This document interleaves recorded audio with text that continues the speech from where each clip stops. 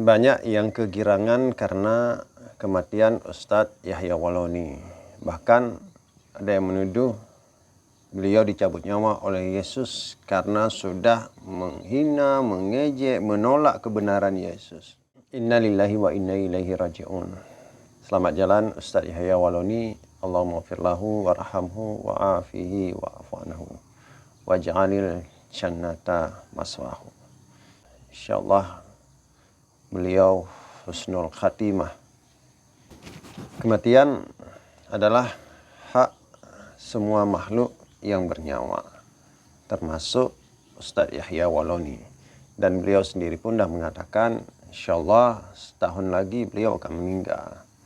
Dan itu bukan berarti beliau itu seorang yang karomah, bukan berarti juga beliau itu bisa memprediksikan kematiannya.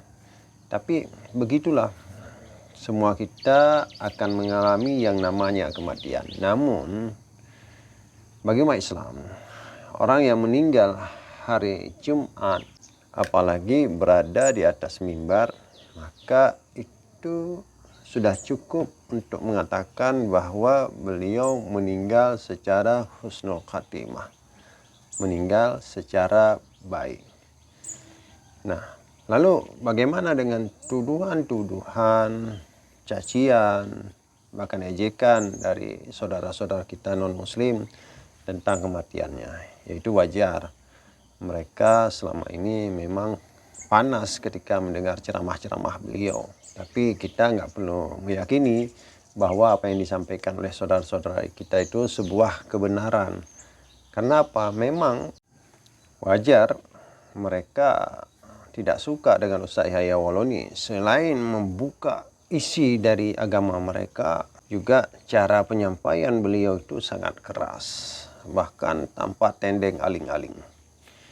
Jadi wajar mereka tidak suka, dan ketika beliau meninggal mereka sangat kesenangan. Dan tentu tidak semua mereka seperti itu. Sama juga kayak ketika ada seseorang yang tidak disukai oleh umat Islam, sebagian kecil itu merasa kesenangan, merasa kegirangan, dan keluar kata-kata mutiara yang macam-macam. Itu biasa. Cuman kita jangan terpancing emosi dengan kata-kata seperti itu. Jadi wajar mereka menganggap berdasarkan iman mereka bahwa Ustadz Yahya Wallauni itu kualat, bahwa Ustadz Yahya Wallauni itu kena karma dan lain sebagainya. Tapi berdasarkan keimanan kita, nggak mungkin Yesus mencabut nyawa Ustadz Yahya Wallauni, itu nggak mungkin.